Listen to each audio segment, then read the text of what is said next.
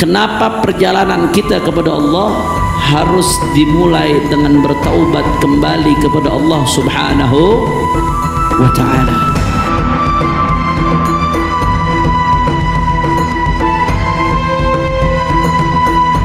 Apa sih yang bikin kita nggak mau sholat? Apa sih yang bikin kita berat buat beribadah? Apa sih yang bikin kita nggak mau mengeluarkan hak orang-orang fukara yang ada dalam harta kita? Apa sih andai kata bisa sholat pun, tapi apa yang menghalangi kita dari khusyuk ketika sholat? Andai bisa sholat pun, apa sih yang menghalangi kita dari hadirnya hati ketika sholat? Sholat rasanya terpaksa. Kalau bukan karena kewajiban takut dosa, mungkin kita nggak mau sholat. Apa yang menghalangi kita seperti itu, ikhwan? Kata Imam Al-Ghazali, jawabannya yang membuat kita seperti itu adalah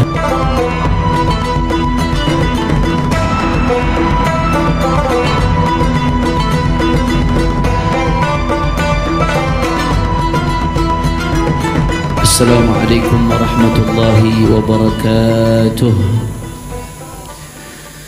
فاتح لحضرة النبي محمد صلى الله عليه وسلم ثم إلى صاحب الكتاب الإمام ابن عطاء الله السكندري وأصوله وفروعهم جميع سادتنا الصوفية خصوصا سادتنا آل أبي علوي ومشايخنا وأصولهم وفروعهم من الله يتغشاهم بالرحمة والمغفرة يعيد علينا من بركاتهم وأسرارهم وأنوارهم وعلومهم في الدين والدنيا والآخرة بسر الفاتحة.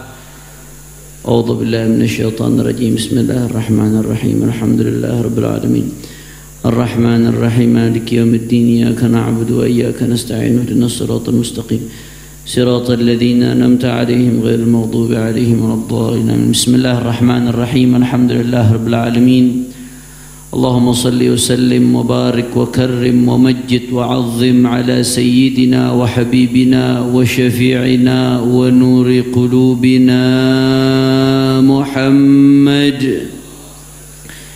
الفاتح لما أغلق والخاتم لما سبق ناصر الحق بالحق والهادي إلى الصراط المستقيم وعلى آله وصحبه حق قدره ومقداره العظيم. يا فتاح يا عليم. أما بعد، قال المصنف رحمه الله تعالى ونفعنا به في الدارين آمين.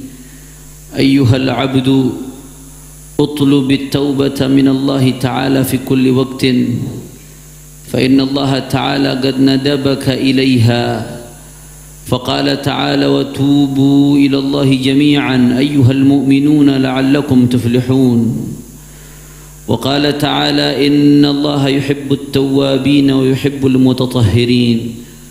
وقال رسول الله صلى الله عليه وسلم إني لأستغفر الله في اليوم 70 مرة، فإن أردت التوبة فينبغي لك أن لا تخلو من التفكر طول عمرك، فتفكر فيما صنعت في نهارك، فإن وجدت طاعة فاشكر الله تعالى عليها، وإن وجدت معصية فوبخ نفسك على ذلك واستغفر الله وتب إليه، فإنه لا مجلس مع الله أنفع لك من مجلس توبخ فيه نفسك، ولا توبخها وأنت ضاحك فرح، ولا توبخها وأنت ضاحك فرح، بل وبخها وأنت مجد صادق مظهر للعبوسة حزين القلب منكسر ذليل، فإن فعلت ذلك بدلك الله بالحزن فرحا وبالذل عزا وبالظلمة نورا وبالحجاب كشفا إلى أن قال. Yang sama-sama kita hormati dan kita muliakan guru kita, panutan kita, Sayyidina Al-Habib Quraish Ibnul Habib Qasim bin Ahmad Baharun beserta keluarga besarnya. Kita doakan mudah-mudahan Habibana Quraish Allah berikan panjang umur, sehat wal-afiyah, dijaga zahir batinnya, amin ya rabbal. Para guru-guru kita hadir di sini, Al-Habib Abdullah Rifqi Al-Aidrus, Al-Habib Muhammad bin Alawi Al-Kaf, Al-Habib Syekh Al-Habshi, Kiai Haji Oyo, semuanya, para habaib, para kiai, para asatid, tidak dapat saya sebutkan satu persatu tanpa mengurangi rasa hormat saya kepada beliau semua. Mudah-mudahan guru-guru kita selalu dalam riayah dan inayah dari Allah Subhanahu wa taala. Dan salam penghormatan yang paling istimewa saya hadiahkan kepada hadirin hadirat, muslimin muslimat, mukminin mukminat, jamaah Jalsatul Itsnin, yang mudah-mudahan kita angkat tangan, kita minta sama Allah di hari yang penuh keberkahan ini, di hari Asyura, mudah-mudahan tidaklah kita keluar dari tempat ini kecuali semua dosa kita diampuni oleh Allah. Yang sakit di antara kita Allah angkat penyakitnya, Allah sehatkan badannya. Semua yang hadir dilapangkan rezekinya, digabul hajat-hajatnya, amin ya rabbal alamin. Ahba'il kiram, di awal kitab ini Sayyidina Syekh Ibn Athaillah As-Sakandari sebelum membahas yang lain, beliau mengajak kita untuk bertaubat kepada Allah Subhanahu wa taala. Di permulaan kitab ini, sebelum membahas yang lain-lain, beliau membuka pembahasannya dengan memperkenalkan kita betapa urgennya, betapa pentingnya bertaubat kepada Allah Subhanahu wa taala. Ini tidak jauh dengan yang dikupas oleh Al-Imam Al-Ghazali. Al-Imam Al-Ghazali alaihi ridwanullah, dalam kitabnya Minhajul Abidin, beliau ketika menyebutkan aqabat, lalu saya bawa masalah ini, aqabat, tingkatan-tingkatan seorang hamba buat sampai kepada Allah Subhanahu wa taala. Setelah beliau menyebutkan tanjakan yang pertama, yaitu aqabatul ilm, tanjakan ilmu sebelum yang lainnya, maka setelah ilmu yang kedua, kata beliau, seorang hamba manakala meniti jalan menuju Allah, tidak lain dan tidak bukan pintunya melalui taubat, saudara. Enggak, tanpa taubat kita sulit menemukan jalan kepada Allah Subhanahu wa taala. Kenapa kok pintunya harus taubat dulu? Kenapa hikmahnya Ibn Athaillah Sakandari di kitab ini memulai pembahasannya dengan taubat? Dan kenapa Al-Imam Al-Ghazali di Minhajul Abidin juga memulai pembahasannya dengan taubat sebelum yang lain, saudara? Nanti akan kita baca di sini yang diulas oleh Al-Imam Ibn Athaillah Sakandari. Tapi sebelumnya kita perlu tahu kenapa mulainya dari taubat, ya ikhwan. Nah, di sini Al-Imam Al-Ghazali sedikit mengulas di kitabnya Minhajul Abidin. Setidaknya ada dua sebab. Ada dua sebab kenapa perjalanan kita kepada Allah harus dimulai dengan bertaubat kembali kepada Allah Subhanahu wa taala. Apa dua sebab yang tersebut? Yang pertama, kata Imam Al-Ghazali, liyahsula laka taufiqut ta'ah. Kenapa kamu harus taubat? Karena supaya kamu dapat taufik buat ketaatan. Apa sih yang bikin kita nggak mau sholat? Apa sih yang bikin kita berat buat beribadah? Apa sih yang bikin kita nggak mau mengeluarkan hak orang-orang fuqara yang ada dalam harta kita? Apa sih andai kata bisa sholat pun, tapi apa yang menghalangi kita dari khusyuk ketika sholat? Andai bisa sholat pun, apa sih yang menghalangi kita dari hadirnya hati ketika sholat? Sholat rasanya terpaksa. Kalau bukan karena kewajiban takut dosa, mungkin kita nggak mau sholat. Apa yang menghalangi kita seperti itu, ikhwan? Kata Imam Al-Ghazali, jawabannya yang membuat kita seperti itu adalah dosa, saudara. Dosa kita, apesnya dosa, syu'mul ma'asi, apesnya kemaksiatan, apesnya dosa yang kita lakukan, apesnya amalan-amalan jelek yang kita jalankan, itu yang membuat kita sulit buat meniti jalan kepada Allah Subhanahu wa taala, ya ikhwan. Makanya andai kita masing-masing dari kita kadang-kadang mendapatkan mau sholat malam, sholat sunnah susah, mau puasa sunnah susah, hati-hati, ini warning, ini lampu merah buat kita peringatan, saudara. Dalam sebuah riwayat disebutkan, idza lam taqwa ala qiyamil lail wa siyamin nahar fa'lam annaka makbulun qad kabbalatka khati'atuk fahadhihi hadhihi. Pertanyaan-pertanyaan tadi apa sih dijawab oleh ulama. Idza lam taqwa ala qiyamil lail, kalau kamu nggak bisa, nggak mampu buat sholat malam, bukan karena tidur kamu kurang, bukan. Kalau kamu nggak mampu buat puasa di siang hari, bukan karena perut kamu sakit, bukan karena badan kamu kurang fit, bukan. Fa'lam annaka makbul qad kabbalatka khati'atuk. Ketahuilah, kata beliau, sesungguhnya kamu sedang terkerangkeng, terikat. Yang ngerangkeng kamu, yang mengikat kamu dosa, sehingga Allah nggak mengizinkan kamu buat sholat malam dan buat puasa di siang hari, saudara. La ilaha illallah. Jadi itu yang pertama, kata Imam Al-Ghazali. Yang pertama, setidaknya kenapa harus mulai kita dengan taubat? Karena taubat itu adalah pintu kita buat mendapatkan taufik dari Allah Subhanahu. Bagaimana pantas Allah mengatakan, ana jalisu man dzakarani, aku bersama orang yang mengingatku. Apalagi orang yang mengingat Allah di malam hari, bermunajat kepada Allah, dia bersujud kepada Allah Subhanahu wa ta'ala, dia memanggil Allah Subhanahu wa ta'ala, ana jalisu man dzakarani, aku bersama orang-orang yang mengingatku. Bagaimana mungkin pantas orang-orang yang dipenuhi dosa untuk bersama Allah Subhanahu wa ta'ala? Dalam hadis diriwayatkan, ya, idza kadzdzabal 'abd tanahha anhul malakan linatni ma kharaja min fi. Idza kadzdzabal 'abd, kalau seorang hamba berbohong, ini belum dosa yang lain nih, belum riba, belum fitnah, belum namimah, ya, belum mencaci ulama, mencaci habaib, atau mencaci sama muslim bi ghairi hak, tanpa adanya hak, tanpa adanya sebab yang memperbolehkan, saudara. Ini baru bohong nih, bohong, al-kadzib. Idza kadzdzabal 'abd, dalam satu riwayat, kalau seorang hamba berbohong, tanahha anhul malakan, dua malaikat itu jaga jarak. Malaikat yang jaga amal, yang nyatet amalnya, tetap dicatat amalnya, tapi dijaga jarak, ngejauh. Kenapa? Linatni ma kharaja min fi, karena saking baunya aroma mulut kita yang berbohong, saudara.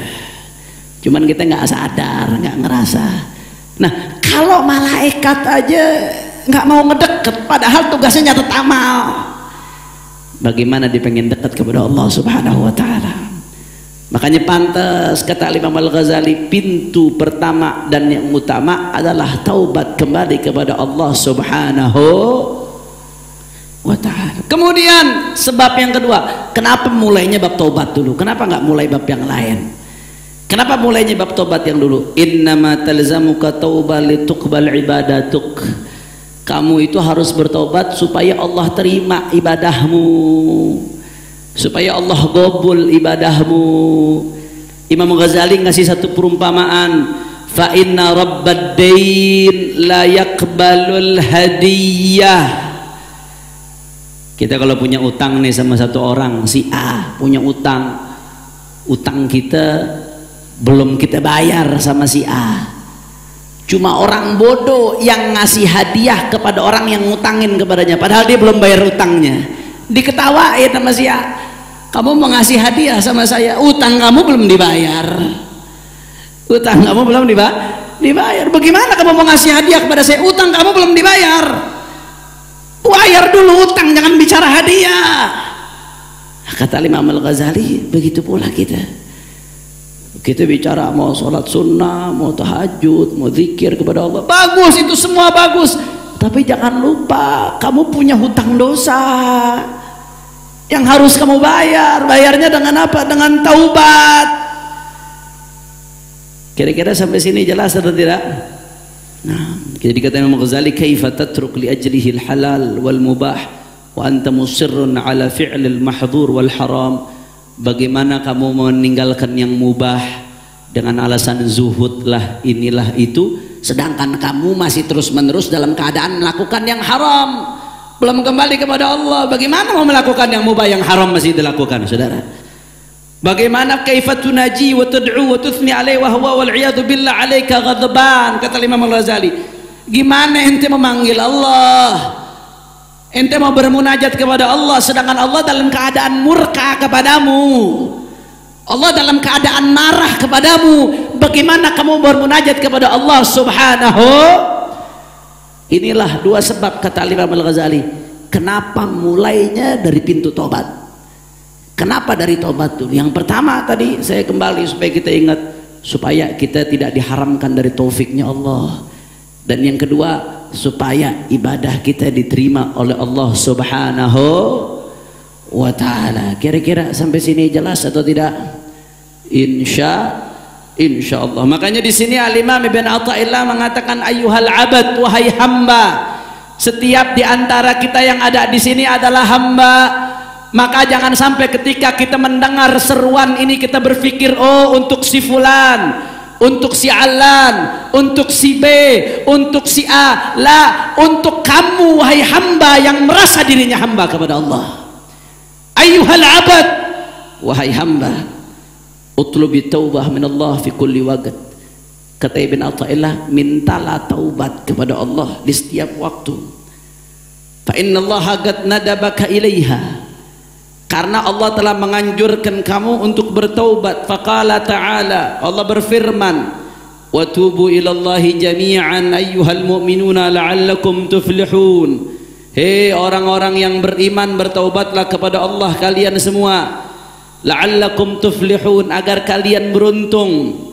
Dalam ayat lain Allah berfirman, innallaha yuhibbut tawwabin wa yuhibbul mutatahhirin. Syuf, lihat bagaimana karamnya Allah, bagaimana kedermawanan Allah, bagaimana kasih sayang Allah kepada kita. Ini konteksnya kita lagi berbuat salah, lagi dosa, lagi ngelanggar perintah Allah, lagi melakukan hal-hal yang membuat Allah murka. Tapi karena saking Allah subhanahu wa ta'ala membuka pintu rahmat buat hambanya, buka pintu ampunan buat hambanya, Allah pengen ngajak hambanya kembali kepadanya. Apa kata Allah? Innallaha yuhibbut tawwabin. Allah cinta, saudara, cinta yuhibbut tawwabin, orang-orang yang kembali kepada Allah subhanahu wa ta'ala. Saudara, kata-kata cinta kalau disematkan kepada orang yang berbuat baik, wajar. Wajar atau tidak? Wajar. Orang buat baik tiap hari, nyari perhatian tiap hari, luar biasa, dia berkhidmah, dia berkorban, dicintai, wajar. Tapi kasih sayangnya Allah kepada kita, saudara, lihat bagaimana khitabnya Allah, innallaha yuhibbut tawwabin. Allah cinta, Allah pakai bahasa hubb, mahabbah, cinta. Allah cinta hambanya yang kembali, padahal sudah seharusnya hambanya kembali, saudara. Tapi Allah katakan Allah cinta. Allah ma'azama karamak ya Rabb. Alangkah agungnya kemuliaanmu ya Allah. Mudah-mudahan kita termasuk hamba-hamba yang dicintai oleh Allah subhanahu wa ta'ala. Amin ya Rabbal alamin. Makanya di hadis yang sahih, di hadis muttafaqun alaih, hadis riwayat al-Imam al-Bukhari Muslim, Nabi sallallahu alaihi wasallam bersabda, lallahu afrahu bitaubati abdihi min ahadikum yasqutu ala ba'irihi wa qad adallahu fi ardi falatin. Allah itu lebih senang, lebih girang ketika ada hambanya yang tobat, yang kembali kepada Allah, dibanding di antara kalian yang kehilangan kendaraannya di tengah padang pasir. Dalam riwayat Imam Muslim dirinci hadisnya. Kata Nabi SAW, Allah itu lebih senang ketika hambanya bertobat dibanding senangnya salah satu di antara kalian ketika di padang pasir, dia bawa makanan, dia bawa minuman, dia bawa bekal itu semua ditaruh di kendaraannya. Anggaplah ontakkah kendaraan itu, khimarkah kendaraan itu, dibawa di kendaraannya. Kemudian ketika berjalan kendaraannya terlepas. Ketika kendaraan terlepas, minumannya ada di situ, makanannya di situ, bekalnya ada di situ, hartanya di situ. Di tengah padang pasir kendaraan terlepas. Frustasi luar biasa, saudara. Yang ada di bayangan mati, Ini padang pasir. Nah, kalau ente pernah berangkat ke Arab Saudi, mudah-mudahan semuanya bisa umrah insyaallah di sini. Bisa ziarah Nabi Muhammad sallallahu alaihi wasallam. Nah, kalau yang pernah berangkat itu kalau udah ngelewatin padang pasir, oh ujung ke ujung nggak kelihatan apa-apa kecuali pasir. Kalau di Indonesia kita melakukan perjalanan, kiri kanan pohon, kiri kanan ada air, ini padang pasir, sepanjang mata memandang nggak kelihatan apapun. Tahu-tahu bekal kita, minuman kita, makanan kita, harta kita dibawa di satu kendaraan, kendaraannya hilang. Kira-kira frustasi atau tidak? Frustasi, saudara. Frustasi luar biasa.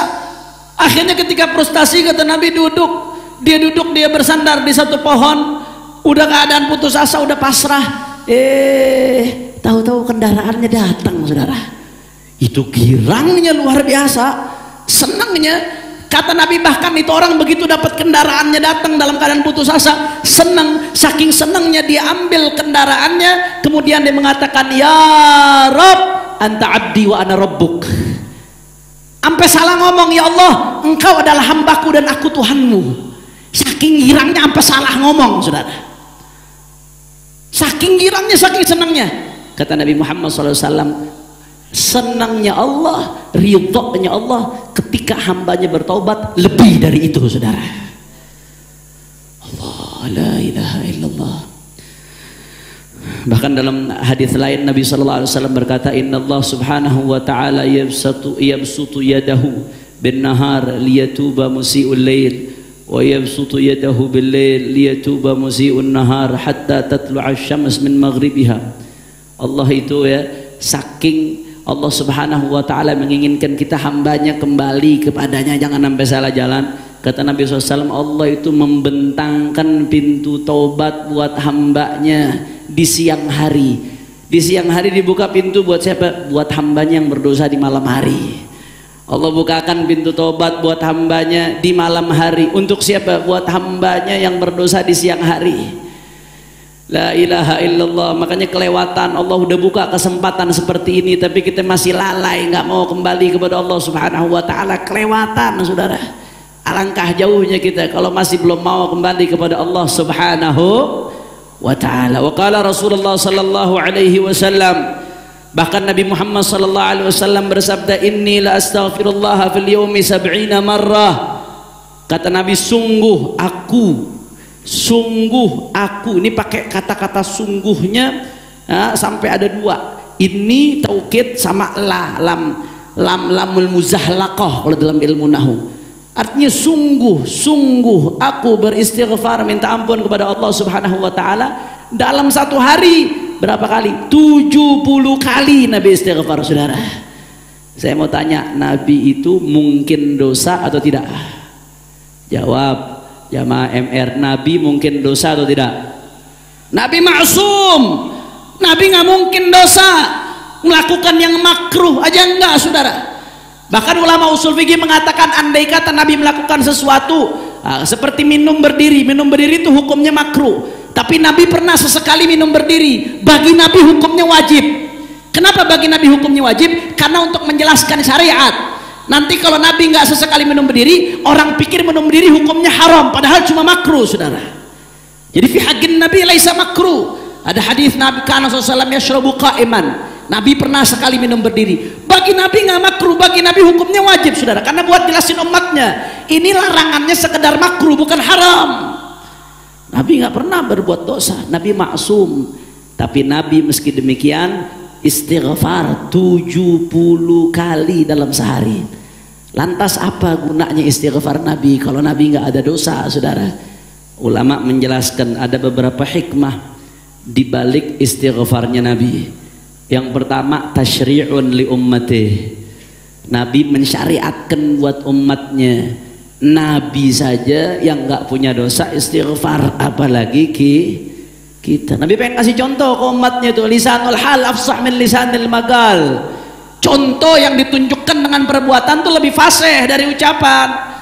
Kita kalau ngelihat ulama, oh cuma ngomong doang tuh ulama, faktanya nggak begitu, mungkin masih bisa dibantah. Tapi begitu melihat, oh ternyata ulama itu di baris terdepan mempraktekkan apa yang dia katakan, makin mantap, saudara. Nabi nggak punya dosa, tapi kenapa Nabi beristighfar? Nabi pengen nunjukkan supaya jadi contoh kepada kita umatnya baginda Nabi besar Muhammad sallallahu alaihi wasallam. Itu yang pertama hikmahnya. Hikmah yang kedua, kenapa Nabi beristighfar? Au min dzunubihim fahuwa kasyafa'ah lahum.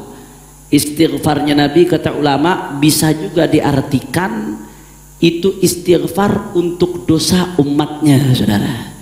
Karena Nabi tahu nih kita umatnya banyak dosa, kita umatnya banyak melakukan kemunkaran, susah diatur, susah dibilangin. Di majelis, masya Allah kayak malaikat, begitu keluar dari majelis udah jatuh dalam kubangan dosa lagi, jatuh lagi dalam kubangan dosa. Nabi tahu kita umatnya seperti itu. Nah istighfarnya Nabi buat syafaat, sebagai syafaat. Nabi minta ampun kepada Allah buat umatnya baginda Nabi besar Muhammad. Alhamdulillah, alhamdulillah. Nggak bisa kita balas jasanya Nabi, saudara. Wa imma listighalihi bil umuril mubaha min aklin aw syurbin aw naumin. Nah, yang ketiga kata ulama hikmahnya istighfar Nabi, Nabi minta ampun kepada Allah bukan dari dosa, tapi minta ampun kepada Allah karena melakukan hal-hal yang mubah. Ada bahasa begini, hasanatul abrar sayyiatul muqarrabin. Ya. Kebaikannya orang baik, kebaikan untuk satu orang baik itu bagi orang yang derajatnya lebih tinggi itu ukurannya bukan kebaikan, kemunduran. Paham atau tidak? Hasanatul abrar sayyiatul muqarrabin. Kebaikan buat orang baik bagi orang yang derajatnya lebih tinggi, muqarrab, yang betul-betul di sisi Allah itu dekat, itu bagi dia kadang-kadang kemunduran. Saya kasih contoh yang sederhana aja, yang gampang. Andai kita di bulan Ramadan hatam Al-Quran, taruhlah 2 kali di bulan Ramadan, bagus atau tidak? Bagus, saudara. Hatam sekali aja udah bagus. Tapi bagi orang-orang yang dekat di sisi Allah, kemunduran itu. Cuma 2 kali. Kemana waktu ente lihat Sayyidina Abdurrahman As-Segaf, ya, pagi 4 kali hatam, malam 4 kali hatam. Imam Syafi'i kalau bulan Ramadan siang 1 kali hatam, malam 1 kali hatam. 2 kali hatam bagi orang kayak kita bagus, tapi bagi mereka tuh kemunduran, kebobrokan, saudara. Sampai sini jelas atau tidak? Nah, Nabi beristighfar. Kok Nabi beristighfar? Nabi kan gak punya dosa. Buat apa istighfarnya Nabi?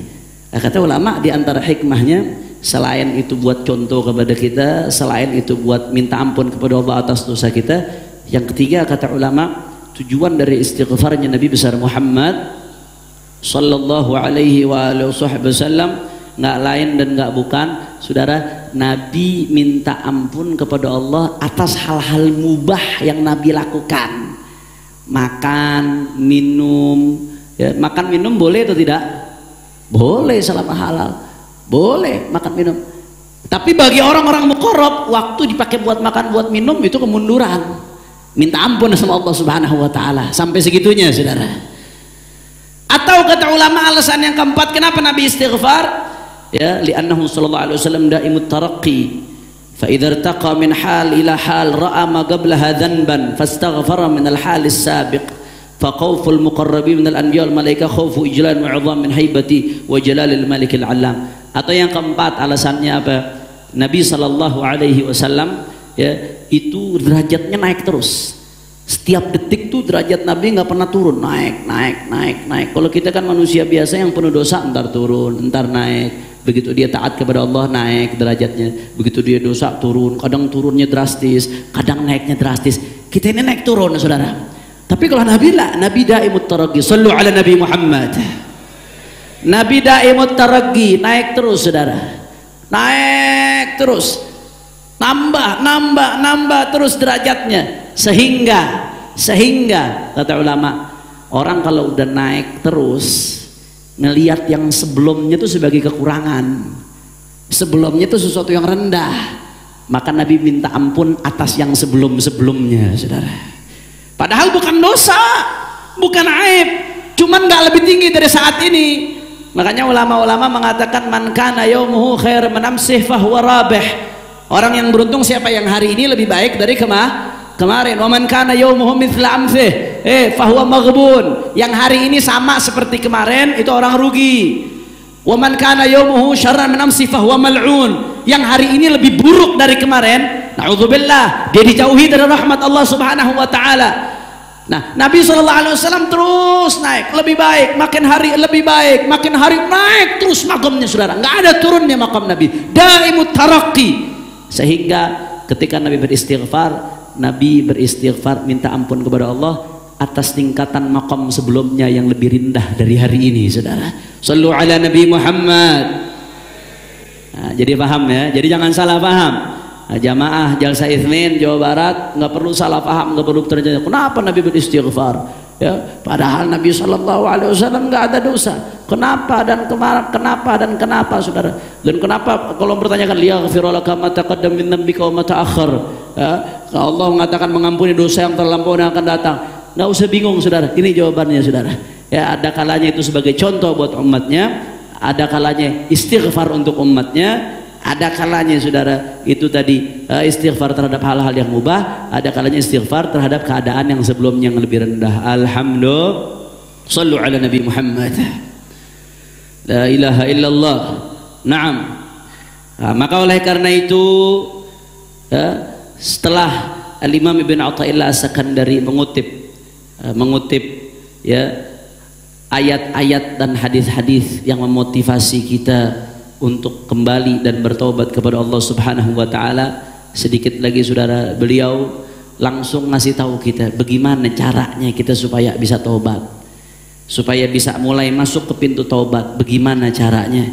Kata beliau, fa in aradta taubah fayanbaghi laka an la takhluwa min at-tafakkur tula umrik fatafakkar fima sana'ta fi naharik wa in wajadta ta'atan fashkurillah ta'ala 'alaiha wa in wajadta ma'siyatan fawabbih nafsaka 'ala dhalik wastaghfirillah wa tub ilaih fa innahu la majlis ma'allah anfa'alaka min majlisin tuwabbih fiha nafsak. Kata Imam Ibn Athaillah, kalau kamu pengen taubat maka hendaknya kamu tidak lepas dari tafakkur, bertafakkur, muhasabah, introspeksi diri. Kapan? Apakah kalau sudah tua baru tafakkur? Apakah kalau sudah sumpek baru tafakkur? Apakah kalau sudah banyak masalah baru tafakkur? La, tula umrik, sepanjang umurmu. Sebagaimana dosa kita nggak berhenti, kita maksiat, kembali lagi maksiat, kembali lagi. Sebagaimana kita nggak berhenti dosa, maka kita juga nggak boleh berhenti buat introspeksi, saudara. Jangan cuma sekali-kali, jangan cuma kalau anget-anget saja. Pintunya mulainya dari introspeksi. Seseorang tidak akan berusaha mengobati penyakitnya kecuali kalau dia tahu dia lagi sakit, saudara. Kalau dia nggak tahu dia lagi sakit, dia nggak akan mau ngobatin penyakitnya. Nah, kapan dia mau taubat? Kalau dia sadar dirinya banyak dosa. Ada guru saya, Habib Ahmad bin Shalih Al-Attas, beliau menarik, beliau bilang, salah satu cara tafakur bagaimana sekali-kali kosongkan waktu kamu sendiri, diri di depan kaca, tanya hatimu, ya Allah, ini dia nih mata yang selalu lihat yang Allah haramkan, padahal berharap lihat Nabi Muhammad, tapi ketika sendiri mandang yang diharamkan oleh Allah, padahal berharap mandang Nabi Muhammad.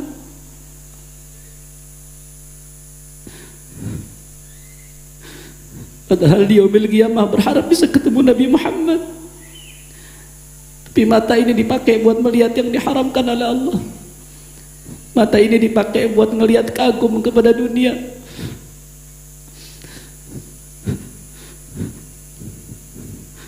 Mata ini dipakai buat merendahkan sesama muslim.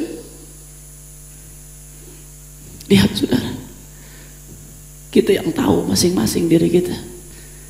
Makanya kata Ibn Athaillah, kita harus punya waktu untuk muhasabah. Lihat dalam sehari ini apa yang kita lakukan, dosa yang kita lakukan, minta ampun sama Allah.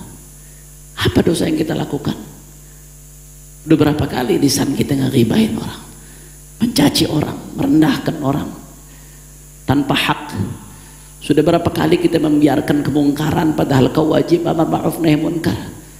Sudah berapa kali kau biarkan kezaliman. Sudah berapa kali hati kamu cenderung kepada apa-apa yang dimurkai oleh Allah Subhanahu wa taala. Kita harus punya waktu-waktu seperti itu, saudara. Karena kalau kita nggak sadar apa penyakit kita nggak akan berusaha buat ngobatin kita dengan bertaubat kembali kepada Allah Subhanahu wa ta'ala. Kata Sayyidina Umar bin Khattab, hasibu anfusakum qabla an tuhasabu wa tazayyanu lil 'ardil akbar fa innama yakhiffu al hisab yawmal qiyamah 'ala man hasaba nafsahu fid dunya. Hasibu anfusakum qabla an tuhasabu. Introspeksi diri kalian, hitunglah amal kalian sebelum kalian dihitung. Saya jadi teringat saudara, terakhir sebelum saya tutup, bagaimana ngerinya hisab saudara kalau kita nggak jaga-jaga dari sekarang, kalau kita nggak minta rahmat Allah. Kemarin ketika saya masuk penjara, kita menjalani proses hukum, itu ada namanya BAP, masuk sidang itu ada namanya BAP. Kasus saya ini gara-gara urusan ngomong baik-baik saja, beberapa kata saja, itu BAP-nya tebalnya segini saudara. Itu yang diperiksa saksi-saksi sekian belas saksi, BAP-nya tebal segini cuma untuk mempertanggungjawabkan ucapan saya. Ini manusia nih yang nge-BAP, manusia yang nyatet, manusia yang nuntut, nanti jaksa penuntut umumnya manusia, hakimnya manusia. Manusia matanya bisa direkayasa, manusia bisa ditutup-tutupi, fakta bisa dipelintir di depan manusia saudara. Manusia dia hanya tahu apa yang dia lihat, apa yang dia dengar, apa yang di hadapannya manusia. Tapi cuma beberapa kata saja dihisap manusia saudara, sudah begitu panjang. Cuma urusan 1-2 patah kata dihisap manusia, begitu panjang saudara, sampai berbulan-bulan itu sidang cuma buat menghisap satu ucapan saudara. Bagaimana kalau sampai kita dihisap oleh Allah saudara? TKP-nya bukan satu tempat, waktu kejadiannya bukan satu waktu, tapi semenjak balik sampai kita mati kepada Allah. Makanya wallahi kalau Allah nggak ampunin dosa kita, celaka kita ya ikhwan. Kalau Allah nggak ampunin dosa kita, celaka kita ya ikhwan. Mudah-mudahan Allah Subhanahu wa ta'ala ampuni dosa-dosa kita. Berkat hari ini, hari Ashura, hari di mana Allah selamatkan Nabi Allah Musa alaihi salam, hari di mana Allah selamatkan para anbiya. Mudah-mudahan sebagaimana Allah selamatkan mereka di hari ini, Allah ampuni dosa-dosa kita. Mudah-mudahan sebagaimana Allah angkat derajat Sayyidina Husain di hari ini menjadi kekasihnya, menjadi syuhada, Allah ampuni dosa-dosa kita. Mudah-mudahan Allah Subhanahu wa ta'ala golongkan kita termasuk hamba-hamba yang tidak suka dengan maksiat kepadanya. Mudah-mudahan kita makin jauh dari maksiat. Mudah-mudahan Allah haramkan kita dari kemaksiatan. Mudah-mudahan Allah rahmati kita dengan taufiknya. Mudah-mudahan tidak ada yang keluar dari tempat ini kecuali semua dosanya diampuni oleh Allah. Orang-orang tua kita dosanya diampuni oleh Allah. Istri-istri kita, anak-anak kita dosanya diampuni oleh Allah. Dan kita ngadepin zaman fitnah seperti ini, mudah-mudahan kita, anak-anak kita, keluarga kita diselamatkan dari fitnah dunia. Kita hari ini masih bisa hadir majelis, kita nggak tahu apakah nanti anak kita termasuk yang hadir majelis. Kita nggak mampu kalau ngelihat anak-anak kita, cucu kita jauh dari majelis. Maka yang bisa menjaga mereka hanyalah Allah. Yang bisa menjaga diri kita, keluarga kita hanyalah Allah. Kalau mengandalkan amal kita nggak ada apa-apanya, tapi yang kita harapkan rahmatnya Allah. Ya Arhamar Rahimin wa ya Akramal Akramin, wa la tahrimna khaira ma 'indak li syarri ma 'indana. Tub 'alaina taubatan nasuha wa zakkina jisman wa qalban wa ruha. اغفر الذنوب واستر العيوب واكشف الكروب وحصل لنا كل مطلوب يا أرحم الراحمين يا أكرم الأكرمين. اللهم لا تدع لنا في مقامنا هذا ذنبا إلا غفرته ولا هما إلا فرجته ولا عيبا إلا سترته ولا مريضا إلا نفسته ولا مريضا إلا شفيته ولا مكروبا إلا نفسته ولا حاجة من حوائج الدنيا والآخرة فيها لك رضا ولنا فيها صلاة إلا قضيتها ويسرتها برحمتك يا أرحم الراحمين. اللهم مغفرتك أوسع من ذنوبنا ورحمتك أرجى عندنا من أعمالنا. اللهم مغفرتك أوسع من ذنوبنا ورحمتك أرجى عندنا من أعمالنا. اللهم مغفرتك أوسع من ذنوبنا ورحمتك أرجى عندنا من أعمالنا. صلى الله على سيدنا محمد وآله وصحبه وسلم والحمد لله رب العالمين. Ini saja yang saya sampaikan. Mudah-mudahan yang sedikit yang saya sampaikan ini bisa bermanfaat Mohon maaf kalau ada salah-salah kata. Ini nasihat saya sampaikan, wal qasdu dzikru nasihatin wa wasiyatin lin nafsi wal ikhwani idh kanu ma'i. Ini nasihat dan wasiat saya sampaikan teruntuk diri saya sebelum yang lainnya, dan teruntuk yang ingin mendengarkan nasihat dari saudara-saudara saya. Mudah-mudahan bermanfaat. Hadani Allah wa iyyakum ila siratihil mustaqim. Wal afu minkum. Wassalamu alaikum warahmatullahi wabarakatuh.